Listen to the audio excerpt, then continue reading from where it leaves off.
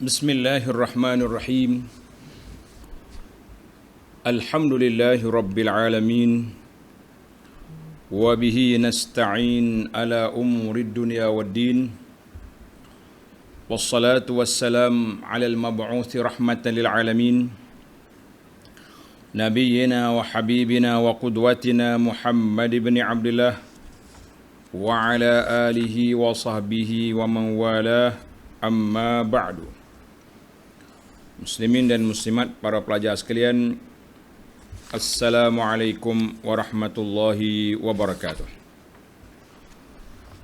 Alhamdulillah, pada hari ini 13/10/2021 kita teruskan pengajian kita dalam kitab Al-Wafi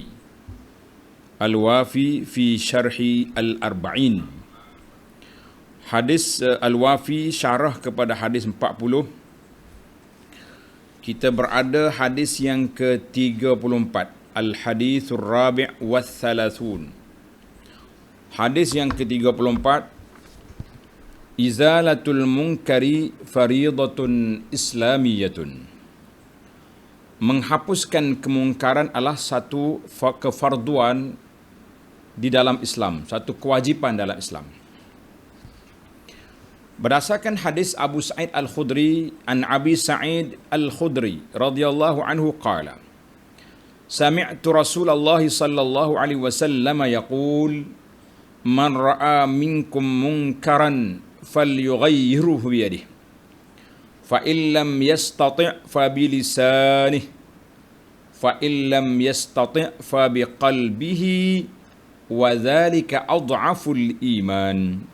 Rawahu Muslim. Maksud dianya, dari Abu Sa'id Al-Khudri katanya, aku telah mendengar Rasulullah sallallahu alaihi wasallam bersabda, sesiapa dari kalangan kamu melihat kemungkaran, siapa tengok kemungkaran, hendaklah dia mengubah dengan tangannya. Jika tidak mampu, maka dengan lidahnya. Dan jika tidak mampu, maka dengan hatinya, dan yang demikian itu adalah selemah-lemah iman. Hadis rawahu Muslim. Jadi para jemaah sekalian, kita telah bincang tiga fiqhul hadis telah pun kita bincang dalam siri yang lepas. Kita sambung perbincangan kita fiqh yang keempat.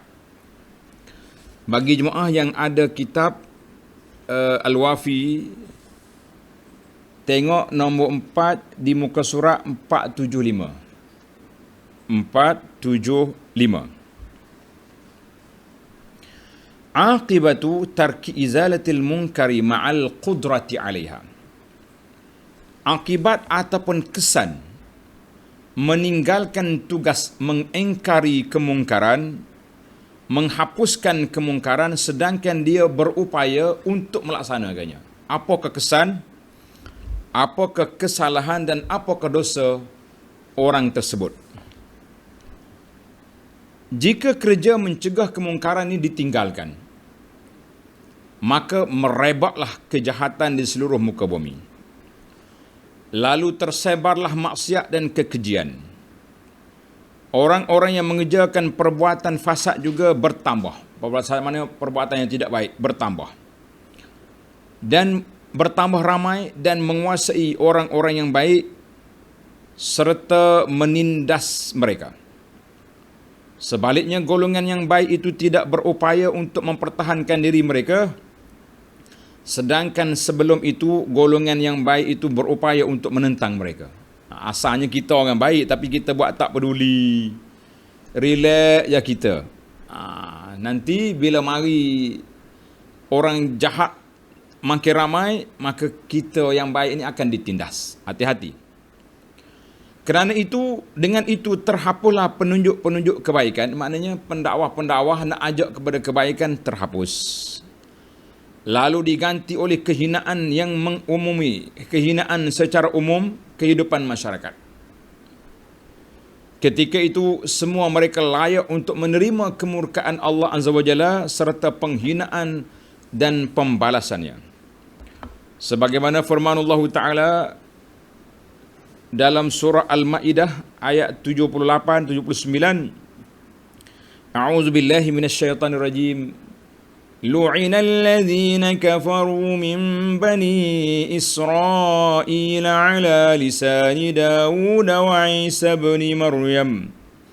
Dzalika bima 'asaw wa kanu ya'tadun.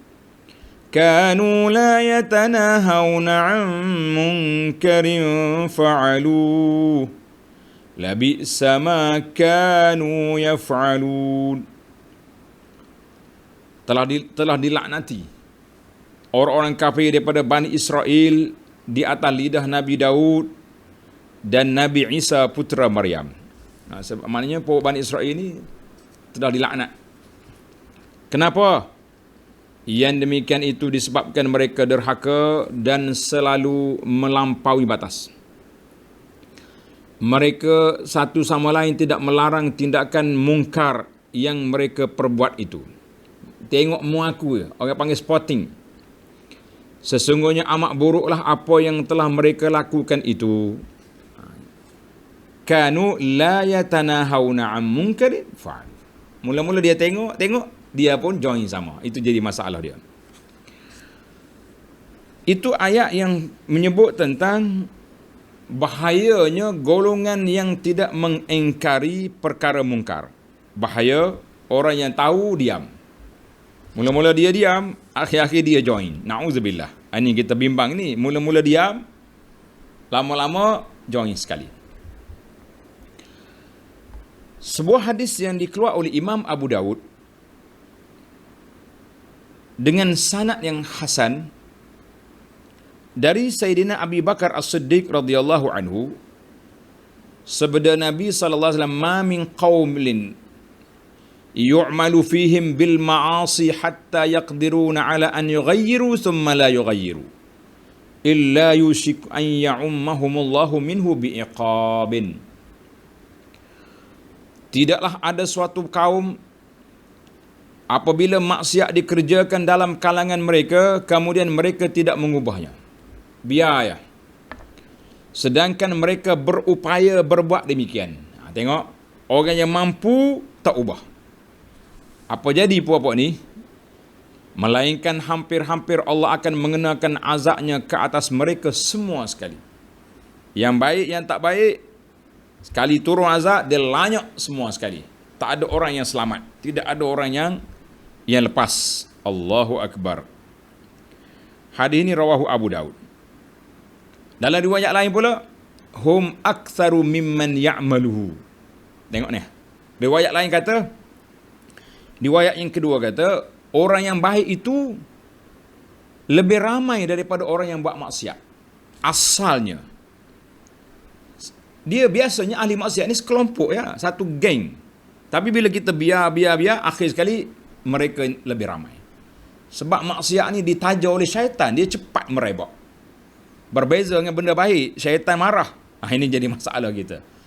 Benda baik tidak disokong oleh syaitan. Benda jahat ditaja oleh syaitan, dia punya merebak laju. Dalam riwayat lain Abu Daud juga, tengok ni. Ana tak ambil daripada awal hadis panjang. Kita ambil yang ada perbezaan. Dalam riwayat Abu Daud yang kedua daripada Jarir, mereka mampu untuk mengubah tapi tak ubah, illa asabahumullahu bi'adzabim min qabli an yamutu. Allah Taala akan timpa ke atas mereka azab sebelum mereka mati. Na'udzubillah. Ini hadis-hadis tuan-tuan boleh tengok. Azab itu datang kepada semua sekali. Dan dalam riwayat yang ketiga ni, riwayat hadis Adi bin Umairah. Hadis bin Umairah ni, dia kata apa? Fu'ilu dzalika azab Allah al-'ama wal khassah. Kalau tidak diingkar, maka Allah Ta'ala melakukan demikian, maka Allah pun mengazab golongan umum dan golongan khas. Golongan khas tu mana ahli maksiat itu diazab. Orang kampung dia yang tak bertugas melaksanakan tugas juga diazab. Walaupun dia duduk bertapa dalam gereja, dalam masjid, dalam surau, tapi tak peduli dengan orang buat maksiat, turun bala, kena belaka. Na'udzubillah. Allahu Akbar. Dalam riwayat lain, banyak riwayat. Tapi riwayat yang Adi bin Umair ini dalam Dhaif Al-Jami' mengatakan sanadnya dhaif. Ada lagi lah hadis-hadis lain. Cukuplah hadis yang sahih yang diriwayat oleh Imam Al-Bukhari rahimahullahu taala. Hadis ini tengok ni panjang hadis, ana ambil sepatah dua bahasa Arab, kita terjemah terus. Nabi SAW bersabda, "Mathalul qa'im ala hududillah wal waqi' fiha kamathali qaumin istahammu ala safinatin." Bandingan orang yang melaksanakan tugas apa? Menjaga batasan hukum Allah Ta'ala itu dengan orang yang melanggarnya seperti kaum yang duduk di atas satu kapal. Kumpulan ni kumpulan yang boleh cegah kemungkaran. Yang lain itu tak cegah. Nabi kita salah buat bandingan dengan orang naik kapal. Kapal besar, banyak tingkat, maka ada orang duduk di atas dan ada orang duduk di bawah. Duduk di tingkat bawah, dalam air.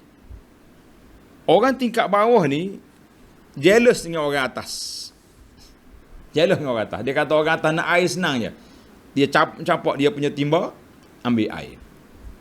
Kami duduk kat bawah ni susah, kena naik tingkat atas, kemudian campak kita punya timba, ambil air. Maknanya kena kerja proses. Sedangkan kita duduk dalam air. Apa yang bodoh sangat ni? Yang cerdik tu macam mana? Kita tebuk kat sini, habis dapatlah air. Oh, cerdik dia. Kita tak payah naik atas. Dia pemula cari alat nak tebuk. Fa in tarakuhum ma aradu. Kalaulah penguasa-penguasa tadi biar mereka tebuk kapal, kapal ni akan tenggelam, mati semua. Tapi kalau mereka pergi larang, pergi cegah, pergi sekat, semua selamat. Tengok. Nabi kita sallallahu alaihi wasallam buat bandingan analogi yang begitu senang. Artinya kalaulah kamu tak larang kemungkaran, semua akan tenggelam. Bila kita larang, semua selamat. Bahtera kita tidak dikorek, tidak ditebuk, tidak dipecahkan, maka tak masuk air. Ini bandingan yang cukup mantap para jemaah sekalian supaya kita berfikir. Maknanya kalau dalam masyarakat ni semua bertanggungjawab, tengok orang buat maksiat, semua pergi tegur, pergi larang, pergi engkar. Orang tak berani lah buat. Ni dah tak boleh. Kita tak boleh jaga tepi kai orang. Ini hak peribadi. Ini macam-macam pantun dia. Alah, orang duduk dalam sampai dalam kain, munduk main tepi kain lagi. Akhir kali campak anak sana sini. Ini bahaya. Baiklah. Hadis ini menunjukkan bahawa setiap kemungkaran yang dilakukan oleh seorang insan dalam masyarakat adalah merupakan satu lubang yang berbahaya terhadap keselamatan keseluruhan masyarakat. Maksudnya kalau kita larang, selamat. Biar orang ni tebuk, masuk air. Maknanya maksiatnya akan berkembang. Bahayanya sangat besar. Nak selamat, cegah awal-awal. Tengoknya ada benda-benda bibit-bibit tak baik, selalu. Kerana itu, Allah SWT larang daripada suruh jaga mata. Jangan tengok an-nazar. Kata Nabi, innama ju'ila al-istizam min ajlil basar. Mata jangan duk tengok kat sini. Dilarangnya pergaulan bebas. Kenapa? Nak jaga daripada terjebak dengan zina. Wahakata. Arab kata wahalum majarra. Wahalum majarra bahasa Arab, bahasa kita kata seterusnya lah. Baik. Kita pergi kepada isu yang kelima, tashih li fahmin khati'. Membetulkan salah faham orang tentang larangan mungkar. Ada orang yang tak mau bekerja, tak mau bertugas amar ma'ruf nahi mungkar, dia relax ya, dia tak mau jaga tepi kai orang, tak ada keprihatinan, dan dia berdasarkan kepada firman Allah Ta'ala surah Al-Ma'idah ayat 105, Ya ayyuhalladzina amanu alaikum anfusakum La yadurrukum man dhalla idza tadaitum. Wahai orang beriman, jagalah dirimu. Alaikum anfusakum, jaga dirimu. Tiada orang-orang yang sesat itu akan memberi mudarat kepadamu apabila kamu mendapat petunjuk. Kalau kita duk hidayah, biarlah orang lain nak apa nak jadi. Yang penting aku nak pergi syurga seorang. Jadi ayat ini surah Al-Maidah 105. Ayat ini sebenarnya memberi tanggungjawab kepada kita supaya menegakkan yang makruf, melarang benda mungkar. Tapi orang pergi salah faham. Dia kata kalau kita dah baik, biar orang lain binasa. Pedulikan dia. Jadi dia salah ayat. Abu Dawud meriwayatkan daripada Sayyidina Abu Bakar As-Siddiq, Abu Bakar kata, ya ayuhan nas, wahai manusia. Kamu baca ayat ini tapi kamu letak dibuka pada tempat dia. Alaikum anfusakum, naklah kamu jaga diri kamu, tidak memberi mudarat kepada kamu. Kalau orang lain sesat, kamu sudah beriman. Apa yang betulnya? Yang betulnya kami dengar Nabi SAW bersabda, innan nas iza ra'au az-zalim falam ya'khudhu ala yadayhi. Apabila manusia ni tengok orang zalim, mereka tak pergi tahan dia, sekat dia, larang dia daripada buat benda zalim, nascaya Allah Ta'ala akan kenakan azabnya ke atas mereka semua sekali. Itu maknanya la yadurukum man dhalla idza tadaitum. Jangan mudaratkan kamu, la yadurukum, kalau kamu dapat hidayah jangan beri mudarat dengan sebab orang lain buat maksiat. Tengok apa huraian Imam Nawawi. Dengar. Al-Imam Nawawi rahimahullah ta'ala dalam syarah Sahih Muslim, syarah kepada hadis ini, dia kata apa? Mazhab yang sahih di sisi para muhaqqiqin. Muhaqqiqin ini mereka yang menterjihkan dan mensahihkan suatu maklumat. Maknanya ulama yang meneliti hadis. Dalam penafsiran ayat ini ialah sesungguhnya apabila kamu melaksanakan tuntutan pencegahan mungkar itu, maknanya kita sudah engkar benda mungkar, kita sudah larang, kita sudah tegur, kita sudah macam-macam dah kita buat, maka kamu tak ada lagi lah mudarat atas dirimu, kamu sudah lepas tanggungjawab. Maka kelemahan dan kekurangan orang lain tidak akan memudaratkan kamu, sebagaimana firman Allah Ta'ala, wala taziru waziratun wizra ukhra. Dosa orang lain kita tak tanggung. Maknanya bila yang pentingnya kita telah menjalankan tugas amar ma'ruf nahi mungkar. Apabila sudah keadaan demikian, maka apakah alasan seorang itu dipertanggungjawabkan agar mengajak kepada kebaikan dan mencegah kemungkaran? Apabila seorang itu melaksanakan tanggungjawab ini dan tidak menyerupai orang yang mengerjakan kemungkaran itu, maka tidak adalah celaan baginya kerana beliau telah pun menunaikan kewajipan mengajak kepada kebaikan dan mencegah kemungkaran. Tidak kira sama ada orang yang tegur itu menerimanya atau tidak. Ini sepatutnya ayat tu macam tu. Maknanya kalau kamu dah jalankan tugas, kamu sudah laksanakan amar makruf, kamu telah bekerja nahi mungkar, orang tak hirau, itu bukan salah kita. Fa innama alaihi al-amru wan nahy lal qabul. Qabul tu Allah Taala yang boleh hidayahkan orang, qabul tak qabul kita punya dakwah, tapi kerja kita buat ke tidak? Alhamdulillah aku dah buat. Saya dah tegur. Kadang-kadang manusia ni tak berani nak tegur sebab yang buat tu orang hebat juga. Tak berani. Sebuah masjid jangan nak pergi kuliah subuh situ. Dia punya gendang malam hari Jumaat, dia bergendang sampai pukul 12 malam. Bergendang dalam masjid. Gedebong, konon-kononnya cinta Nabi. Pakai speka luar tu. Sampai anak orang jiran-jiran, anak imam sendiri nak tidur pun terganggu. Jadi dia orang cakap, Abu Ana tolonglah tegur.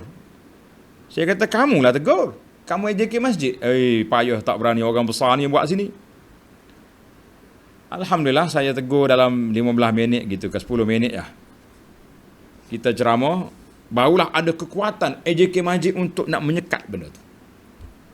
Ini penting tuan-tuan, kita nyatakan yang benar. Walaupun dimarahi oleh orang, jangan takut. Kalau tidak, banyak masalah kita ni. Baik, kita berpindah kepada isu yang keenam. Tarkul inkar khasyah wuqu' mafsadah. Meninggalkan mencegah kemungkaran kerana takut ditimpa kerusakan. Boleh ke tidak kita tak cegah kemungkaran kerana takut ada mungkar yang berat? Bila seorang itu berkuasa untuk engkar mungkar, dia boleh tegur. Dia tahu benda tu mungkar. Tetapi pada perkiraan dia, kalau dia engkar, orang akan lebih teruk lagi daripada itu. Sudah. Menyebabkan mafsadah lebih berat, kerusakan lebih berat daripada ini terjadi. Mana lebih mungkar daripada kemungkaran yang dia engkar itu. Maka pada ketika itu, gugurlah kewajipan engkar. Berdasarkan kepada kaedah fiqh, kaedah yang disebut oleh para ulama fiqh, dia kata apa? Yartakibu akhaf ad-dararaini tafadiyan li asyaddihima. Artinya melakukan mudarat yang lebih ringan daripada dua mudarat bagi melindungi daripada kemudaratan yang lebih dahsyat daripada kedua-dua mudarat tersebut. Jadi kita kena ingatlah, maknanya kalau kita contoh dalam masa peperangan dengan Tatar, puak-puak Tatar duduk minum arak. Jadi orang kata, laranglah puak tu minum arak. Kata di Syekh Ahmad Abdul Halim rahimahullah, dia kata la tunkir. Jangan engkar, biar dia mabuk. Bila dia mabuk situ ya, kencing itu bersama dia. Tapi kalau dia tak mabuk, dia pergi bunuh orang. Maknanya kita kena biarkan dia situ. Sebab bunuh orang lebih dahsyat daripada dia mabuk pokok dia ya. Bengon situ ya dia. Itu dia panggil, kalau kita ada dua mungkar, ini ringan, ini berat. Kita kena timbang. Tengok mana yang lebih ringan, ambil yang tu. Jangan ambil yang lebih berat. Itu dia panggil fiqh al-inkar. Fiqh kita nak ingkar ni kena tengok fiqh. Dia ada fiqh dia juga. Ini tengoklah keadaan lah. Kalau ni lebih berat lagi, maka kita kena ambil yang lebih ringan di antara dua mudarat itu. Ala annahu yang bagi, dia tengok lagi ni, apa dia kata? Yakni membiarkan kemungkaran tersebut yang mana mudaratnya lebih kecil jika dibandingkan dengan mudarat lebih besar yang bakal menimpanya sekiranya kemungkaran tersebut dicegah. Melainkan seorang itu harus memberi perhatian bahawa yang menyebabkan gugurnya kewajipan mencegah kemungkaran itu adalah sangkaan yang kuat yang membawa kepada ilmu yakin, bukannya semata-mata waham dan perkiraan. Mana anggapan kita, bahaya ni nanti orang tak boleh macam tu. Kita kena ghalabatuz zan, mana keyakinan, ada kekuatan yakin 100% taklah, tapi maknanya kuat. Sangkaan yang kuat, orang yang akan bertindak lebih dahsyat, maka jangan buat lagi. Jangan buat. Tapi kalau setakat waham ni 40% itu panggil waham, rendah sangat, ataupun kemungkinan, maka tak boleh kita tinggal ingkar mungkar. Cuba dulu, test dulu sekali. Kalau kita kita bagi sekali nampak mudarat, kita berhenti. Tidak, kenapa tak ingkar mungkar? Tak boleh. Belum ingkar sudah tidak boleh. Kenapa? Cuba dulu, kalau nampak memberi mudarat yang besar, baru kita tarik balik. Tamatlah kita dari sudut fiqh, meninggalkan ingkar mungkar. Kenapa? Kerana dibimbangi ada kemungkaran yang lebih besar. Baik, kita pindah kepada isu yang ketujuh. Al-amru wan nahyu. Kita suruh orang buat baik atau larang benda mungkar daripada kemungkaran bagi orang yang telah kuat sangkaannya terhadap penolakan usahanya itu. Kita rasa kalau kita buat ni orang tak terima. Orang tak terima. Boleh ke tak boleh? Zahabal ulama. Para ulama mengatakan bahawa hukumnya melaksanakan amar ma'ruf nahi munkar bagi orang yang sudah sedia mengetahui bahawa usahanya itu pasti tidak akan diterima, agar penolakan itu tidak jadikan alasan oleh orang Islam untuk tidak bangun melaksanakan tanggungjawab tersebut. Kita tahu kalau kita engkar pun orang tak peduli dengan kita, kena jalankan tugas.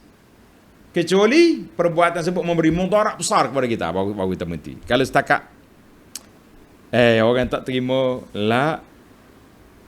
Karena itu Allah peringat, fazakir innama anta muzakkir. Maka berilah peringatan, sesungguhnya engkau adalah orang yang memberi peringatan. Kerja kita memberi peringatan. Kerja qabul itu kuasa Allah, bukan kerja kita. Surah Al-Ghasyiyah ayat 21, dan juga firman Allah, inna alaika tak ada bagi sini. Inna alaika illal balagh. Kewajipanmu tidak lain hanyalah menyampaikan risalah. Kerja kita hanya sampaikan, itu je. Surah Asy-Syu'ara ayat 48 dan ayat Az-Zariyat ayat 55, wa zakkir fa inna dzikra tanfa'ul mu'minin. Berilah peringatan. Maknanya kerja kitanya kena bagi peringatan kepada orang itu. Masalah qabul tak qabul itu kuasa Allah SWT. Kadang-kadang kita mudah koyak, kan? Orang tak terima, tak payah. Biar masuk dalam telinga dia ada orang engkar. Yang mereka tak dengar cerita lain. Ini orang engkar pun tak ada. Nanti orang yang buat maksiat ingat ke tak ada apa-apa tu, ustaz tak cakap pun. Ustaz tak tegur pun. Ingat baik-baik tuan-tuan ustaz, tuan-tuan pendakwah, ustaz-ustaz selebriti. Kadang-kadang Allah uji kita, pengacara depan kita tu dengan skek kain sakat lutut, tak bertudung kepala, pakai baju belah sana sini, duduk beradak dengan ustaz. Selamat pagi ustaz. Macam mana? Jangan kita menormalisasikan benda-benda maksiat. Nanti orang anggap okey je ustaz, okey. Ustaz tak tegur saya. Sudah. Hati-hatilah para jemaah sekalian dengan talbisu iblis. Kita tegur kuat-kuat kan, dia marah kita balik. Dia kata ustaz nak masuk TV ke tak? Banyak cakap. Kena kepala lalu kita tak boleh tak berani ni. Sudah. Baiklah para jemaah sekalian. Maka tanggungjawab kita wajib menyampaikan. Menyampaikan apa? Menyampaikan kepada manusia walaupun orang tak terima. Jangan main. Sedangkan mereka tidak terfikir, ayat-ayat di atas merupakan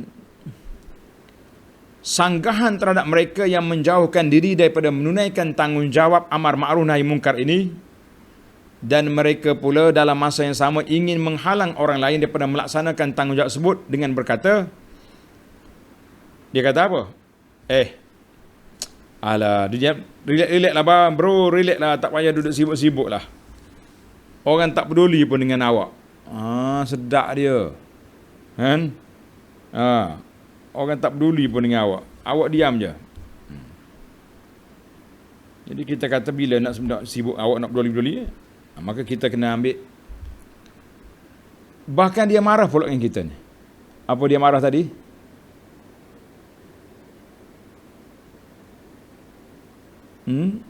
Dia kata apa?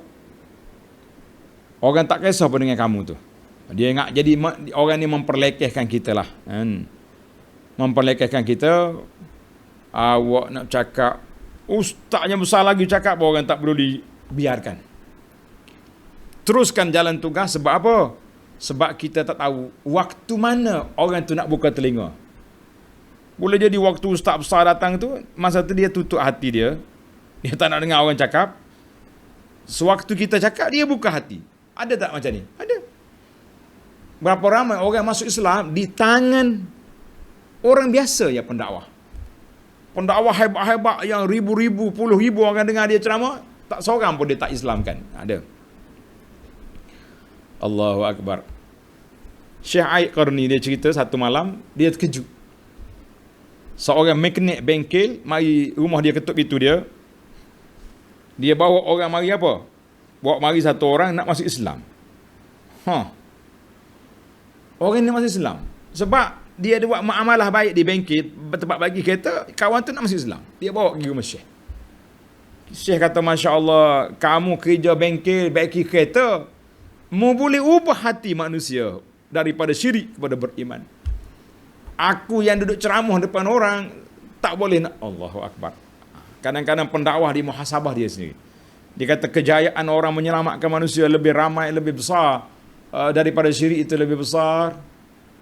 Hebat walaupun seorang manusia yang biasa. Jadi kadang-kadang orang ni dia perli tu lah tetap nak besar. Tak salah, tak usah sibuk-sibuk. Dak karam. La faedah, tak ada faedah, tak salah. Ini orang sudah dicop hati dia. Sedap dia punya bahasa. Mana awak tahu Allah Ta'ala cop hati dia tak mau terima Islam. Kamu pemegang mohor, cop ke? Kamu ke pemegang? Kita jangan besar kepala sangat. Kita tak tahu siapa kita sebenar. Allahu Akbar. Baik. Panjang lagi dalam kitab tu, tuan-tuan bacalah. Sama ya, isunya lebih kurang ya. Cuma dia banyakkan ayat untuk menguatkan hujah. Sekarang ni saya nak pindah kepada yang ke-8, qaulul haq. Duna khaufin aw rahbah. Perkataan yang benar, nyatakan perkataan yang benar tanpa takut atau gentar dengan orang. Cakap, payah juga weh. Bukan senang ni nak cakap ni. Setiap orang Islam naklah mengajak kepada kebaikan dan mencegah daripada kemungkaran tanpa melihat keadaan orang yang diseru atau yang dicegah itu sama ada kepada kedudukannya atau kemegahannya atau kekayaannya. Jangan peduli. Kalau dia buat mungkar, tegur je. Begitu juga tanpa mempedulikan celaan manusia. Dan walaupun mereka meninggalkan kamu berseorangan tanpa memberi sebarang pertolongan dengan menganggap bahawa kerja kamu adalah sia-sia saja. Ustaz ni sibuk Juga tanpa menghiraukan akan gangguan ataupun kerugian dalam bentuk kebendaan ataupun maknawi perasaan yang mana beliau menanggungnya dalam rangka kemampuannya. Kadang-kadang kita rasa letih juga, orang kacau kita kan.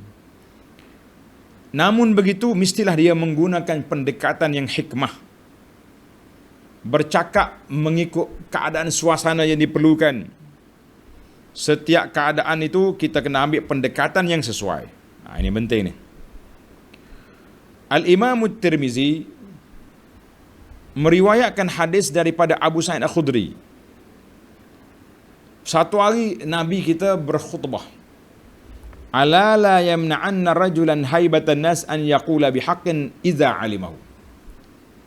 Nabi kata apa? Jangan sesiapa pun terhalang untuk nak melarang dengan sebab orang tu orang hebat, orang yang ada kedudukan. Jangan sebab kedudukan orang itu, kehebatan dia, kita takut untuk nak menyampaikan yang benar bila kita tahu. Kata di Abu Sa'id yang riwayat hadis ni, wa baka Abu Sa'id. Abu Sa'id pun menangis.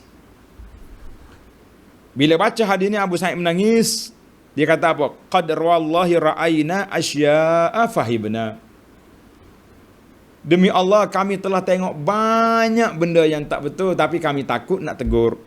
Ini sahabat besar ni tuan-tuan. Sahabat besar ni. Dialah yang larang Marwan khalifah nak khutbah sebelum solat raya tu. Berani dah dia. Tapi dalam hadis ni menangis dia kata banyak benda yang kita tengok benda mungkar tapi kita tak berani nak tegur. Allahu Akbar. Radhiyallahu anka ya Aba Sa'id.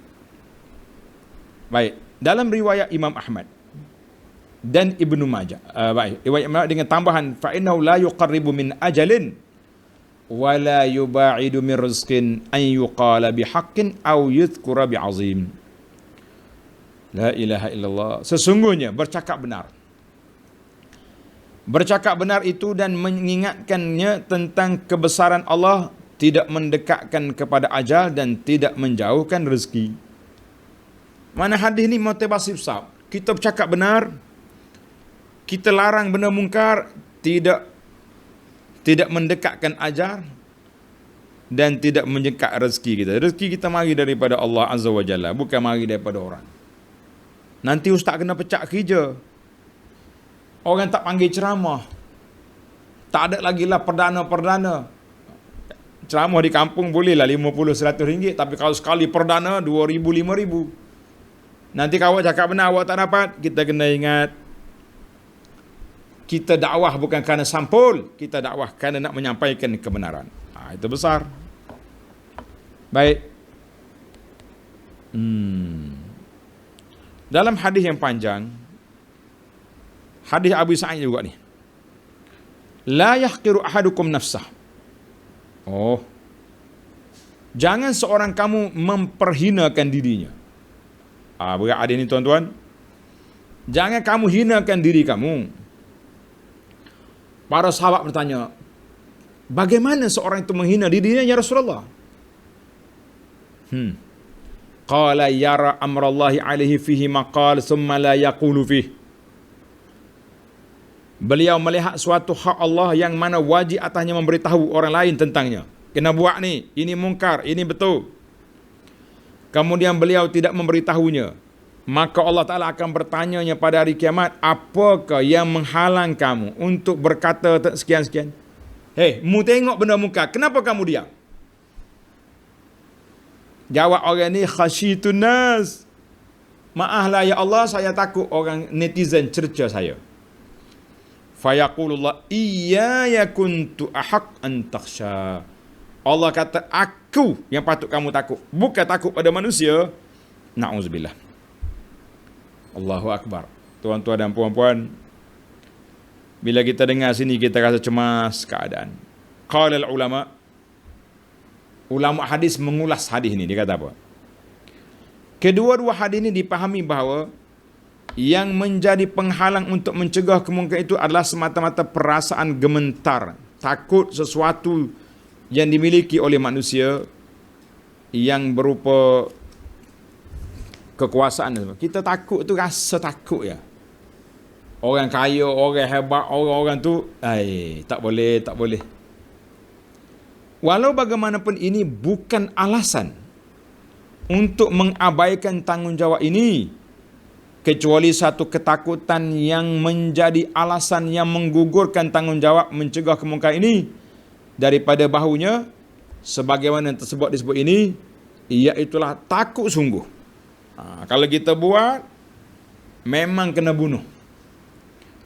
Kalau kita buat, memang orang ni akan penjara kita, akan sakiti kita. Kita pula bukan jenis orang kuat. Maka di situlah adanya apa? Adanya kelonggaran.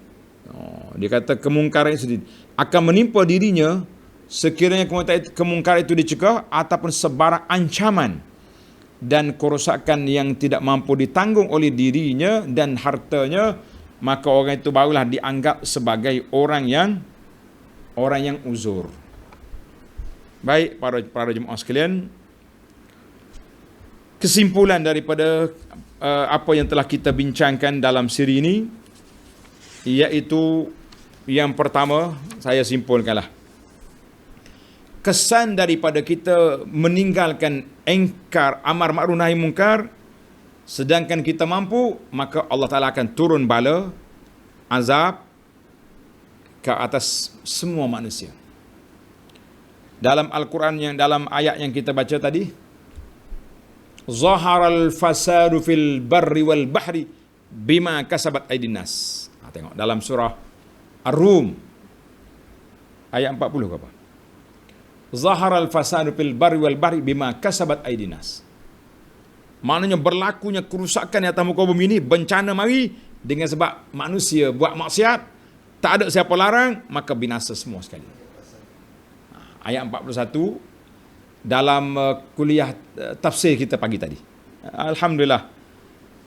Ayat-ayat kita ni banyak berkaitan. Yang maghrib dengan yang pagi tu Masya Allah ada kesinambungan dua tu. Ni. Baik, yang kedua, jangan salah tafsir ayat. La yadurrukum man dha'ilah tada. Tak mudarat kali mudarat. La. Ayat ini maksudnya bila kita engkar mungkar, kita cegah kemungkaran, orang tak dengar. Tak ada lagi mudarat atas diri kita. Allah Ta'ala tak marah lagi kepada kita sebab kita telah menjalankan tanggungjawab amar ma'ruf nahi mungkar. Sebab Tuhan tak tanya kita, mu berjaya ke tidak? Allah akan tanya, mu buat kerja ke tidak? Antah. Mu engkar ke tidak benda mungkar? Ya Rabbi, saya tak mampu.